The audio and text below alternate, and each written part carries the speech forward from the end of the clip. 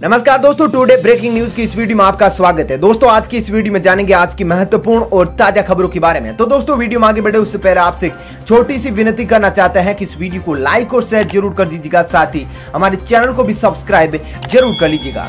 वहीं पर दोस्तों वीडियो में आगे बढ़े उससे पहले आपके जनरल नॉलेज में वर्दी के लिए आपसे एक प्रश्न पूछना चाहते हैं। आज आपको कमेंट करके बताना है कि देश के पहले प्रधानमंत्री कौन थे। जी हाँ, कमेंट करके आजादी के बाद पहले प्रधानमंत्री कौन बने थे आप जरूर बताइएगा। तो चलिए दोस्तों बिना देरी किए फटाफट से शुरू करते हैं आज की खबरों के कारवा को। पाकिस्तान की राजधानी इस्लामाबाद स्थित भारतीय उच्चायोग पर बड़ा खतरा मंडरा रहा है। पाकिस्तान की इमरान खान सरकार की ओर से भी सुरक्षा व्यवस्था में खासी लापरवाही बरती जा रही है। भारत ने उच्चायोग की सुरक्षा व्यवस्था को लेकर पाकिस्तान के ढुलमुल रवैये पर अपना विरोध दर्ज कराया है।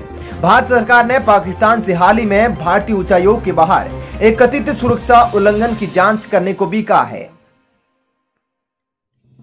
कोरोना वायरस की वैक्सीन बनाने वाली अमेरिकी कंपनी फाइजर ने अपने टीके का ट्रायल 12 साल से कम उम्र के बच्चों पर शुरू कर दिया है। पहले चरण में कम संख्या में छोटे बच्चों को वैक्सीन की अलग अलग खुराक दी जाएगी।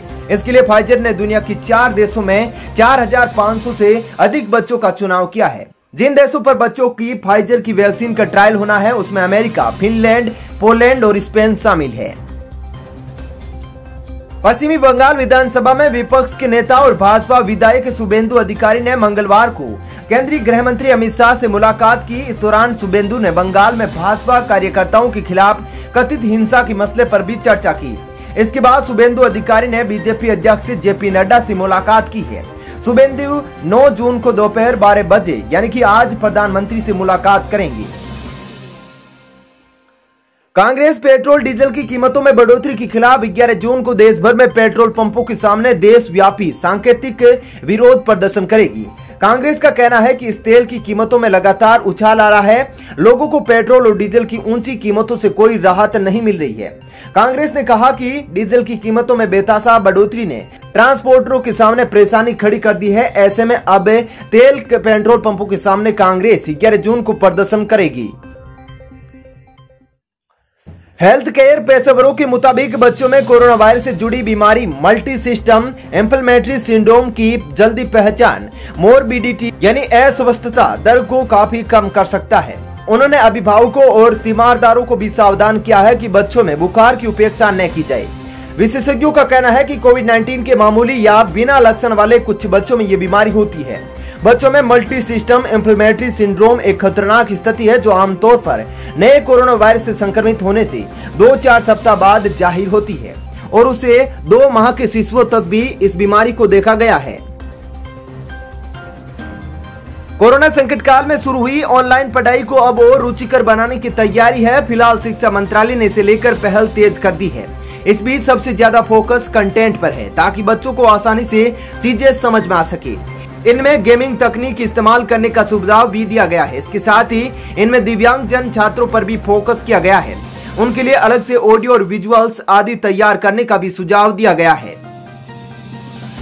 आज के समय में आधार का एक बेहद जरूरी डॉक्यूमेंट हो गया है। अब आप लगभग सभी सरकारी योजनाओं का लाभ बिना आधार कार्ड के नहीं उठा सकते हैं।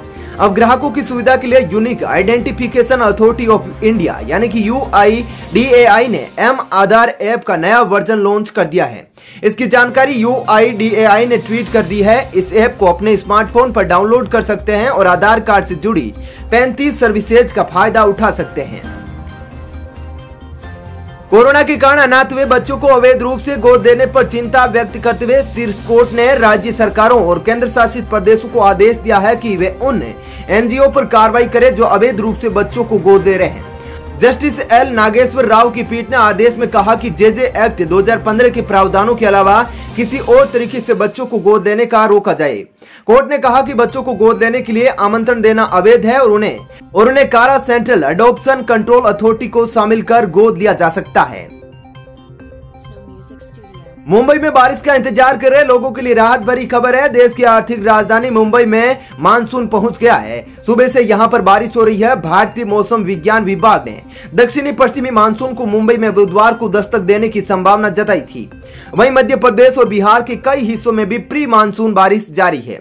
पूर्वोत्तर भारत, ओडिशा के उत्तरी तट, गंगे पश्चिमी बंगाल, अंडमान और निकोबार द्वीप समूह और कोंकण और गोवा की कुछ हिस्सों में हल्की से मध्यम बारिश के साथ कुछ स्थानों पर भारी बारिश हो सकती है। वहीं पर तेलंगाना, तटीय कर्नाटक, छत्तीसगढ़ के कुछ हिस्सों, विदर्भ और दक्षिणी पूर्वी मध्य प्रदेश में हल्की से मध्यम बारिश के साथ कुछ स्थानों पर तेज बारिश भी हो सकती है। इसके अलावा केरल, तमिलनाडु के कुछ हिस्सों, आंतरिक कर्नाटक, रायलसीमा, मध्य महाराष्ट्र, मराठवाड़ा, उत्तर प्रदेश और दक्षिणी गुजरात के कुछ हिस्सों में हल्की बारिश हो सकती है। इसके अलावा दिल्ली में भी अगले 2 से 3 दिन में बारिश होने का अनुमान जताया गया है।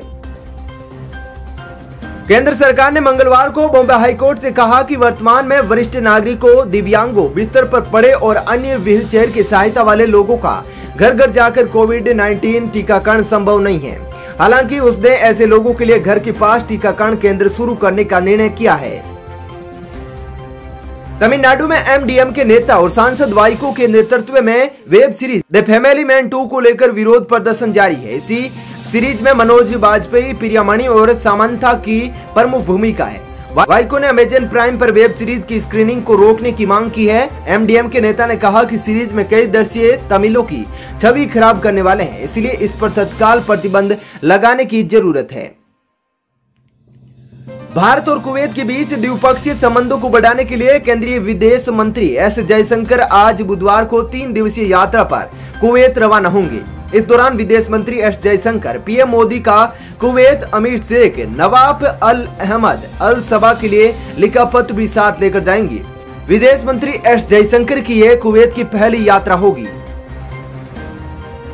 आगरा जिले के पारस हॉस्पिटल में मॉक ड्रिल के दौरान हुई 22 मौतों के बाद हड़कंप मच गया है, तो वहीं दूसरी तरफ इस मामले पर अब सियासत भी गर्मा गई है। हॉस्पिटल में हुए हादसे के बाद समाजवादी पार्टी के अध्यक्ष व यूपी के पूर्व मुख्यमंत्री अखिलेश यादव ने प्रदेश की योगी सरकार को घेरा है। साथ ही इस घटना को दुखद बताते हुए यूपी की बीजेपी सरकार को नसीहत दी है कि सरकार अपने खिलाफ खुद एफआईआर दर्ज करवा ले। भारत में कोरोना टीकाकरण अभियान लगातार चल रहा है। वैक्सीनेशन में कराने में मुख्य भूमिका निभा रहे कोविड पोर्टल को लगातार बेहतर बनाने के लिए काम कर रही सरकार ने इसमें एक नया फीचर जोड़ दिया है। अगर आपको वैक्सीनेशन सर्टिफिकेट में किसी तरह की गलती हो गई है तो आप अपना पोर्टल में जाकर उसको ठीक कर सकते हैं। चीन अपनी हरकतों से बाज नहीं आ रहा है। जहां भारत समेत दुनिया के कई देश इस समय कोरोना वायरस से लड़ रहे हैं, वहीं दूसरी तरफ चीन लाइन ऑफ एक्चुअल कंट्रोल पर तनाव बढ़ा रहा है। दरअसल चीन ने पूर्वी लद्दाख में अपनी तैनाती फिर से बढ़ा दी है। इतना ही नहीं, चीनी वायुसेना ने हाल ही में भारतीय सीमा के पास करीब एक बड़ा युद्धाभ्यास भी किया है। चीनी वायुसेना के इस अभ्यास के बाद भारतीय खुफिया एजेंसियां भी अलर्ट हो गई है। चलिए दोस्तों, फिलहाल इस वीडियो में इतना ही। ऐसी ही खबरें देखते रहने के लिए आप हमारे चैनल को सब्सक्राइब कर लीजिएगा। साथ ही इस वीडियो को लाइक और शेयर भी जरूर